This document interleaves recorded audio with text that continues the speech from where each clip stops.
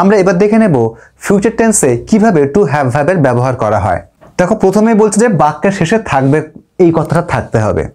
আমরা ফিউচার টেন্সের ঘরে একটা কথা লিখেছি, আমার বই থাকবে। তাহলে দেখো যদি এই কথাটাকে আমরা এই পাস্ট এবং প্রেজেন্টে নিয়ে যাই তাহলে কি ছিল, তুমি দেখো যদি প্রেজেন্টে হয় আমার বই আছে, পাস্টে কি হবে আমার বই ছিল, আর ফিউচারে কি আমার বই থাকবে। তো তুমি একটা জিনিস খেয়াল করলে এই যে প্রেজেন্ট, পাস্ট এবং ফিউচারে আমি টু হ্যাভ ভার্বের বাংলা বাক্যগুলো লিখেছি, পার্থক্য কিন্তু শুধুমাত্র ক্রিয়ার ক্ষেত্রে অর্থাৎ ভার্বের ক্ষেত্রে। এখানে রয়েছে আছে, এখানে আছে ছিল এবং এখানটাতে রয়েছে থাকবে।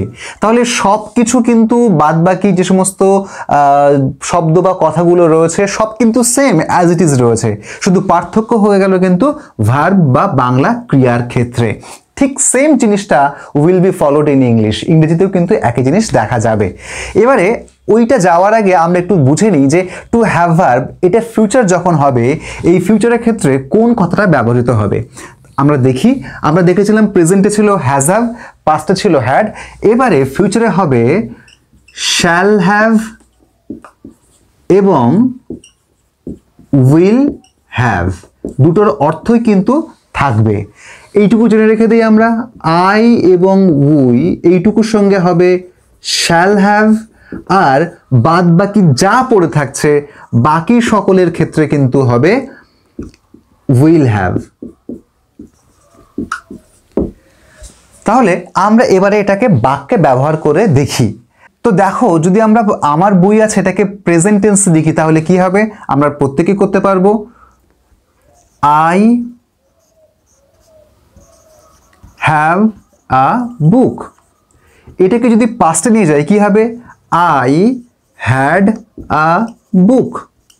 এবং এটাকে যদি ফিউচারে লিখি, লেখার নিয়মটা আমরা এখানে লিখে দিয়েছি। প্রথমে সাবজেক্ট লিখতে হবে, সাবজেক্টকে আই, তারপরে কি লিখবো, হয় শ্যাল হ্যাভ না হলে উইল হ্যাভ, যে কোনো একটা। আয়ের সঙ্গে কি বসে, এখানে পরিষ্কার লেখা রয়েছে শ্যাল হ্যাভ বসে, তো আমি এখানে লিখলাম শ্যাল হ্যাভ। কি থাকবে, বই থাকবে, এ বুক। তাহলে এটাকে আমি এ বুকও করতে পারি, চাইলে বুকসও করতে পারি। তাহলে আশা করি তোমরা বুঝতে পেরেছো যা চেঞ্জেস এসেছে সবটাই কিন্তু এসেছে ভার্বের ক্ষেত্রে। তুমি দেখো এখানে ছিল হ্যাভ, পাস্টে হয়েছে হ্যাড, আর ফিউচারে হয়েছে কিন্তু শ্যাল হ্যাভ বা উইল হ্যাভ। ব্যাপারটা এইখানেই যে টেন্সের যাবতীয় পরিবর্তন কিন্তু মাত্র ভার্বের ক্ষেত্রেই দেখা যায়। ঠিক এখানটাতেও আমি তোমাদেরকে বোঝানোর চেষ্টা করেছি প্রেজেন্ট, পাস্ট এবং ফিউচারে সবটাই একই রয়েছে, যা চেঞ্জেস এসেছে সবটাই কিন্তু ভার্বের ক্ষেত্রে এই চেঞ্জেসগুলো এসেছে। চলো আমরা আরও একটা বাক্য দেখে নিই। মনে করো আমি এখানে ফিউচার টেন্সে লিখছি তোমাদের গাড়ি থাকবে। যদি এই বাক্যটাকে আমরা এবার ট্রান্সলেট করতে চাই তাহলে আমাদেরকে প্রথমে কাকে লিখতে হবে, প্রথমে লিখতে হবে সাবজেক্ট ইউ। আমার থাকবে ইংরেজি আই শ্যাল হ্যাভ, তার থাকবে হি উইল হ্যাভ, তাদের থাকবে দে উইল হ্যাভ। এইবারে ব্যাপার ইউ এর সঙ্গে শ্যাল হ্যাভ হবে নাকি উইল হ্যাভ হবে, তাহলে ইউ এর সঙ্গে হবে কিন্তু উইল হ্যাভ। এবার আমি লিখছি ইউ উইল হ্যাভ, কি থাকবে, গাড়ি থাকবে, সেটা কি, আমি লিখলাম এ কার।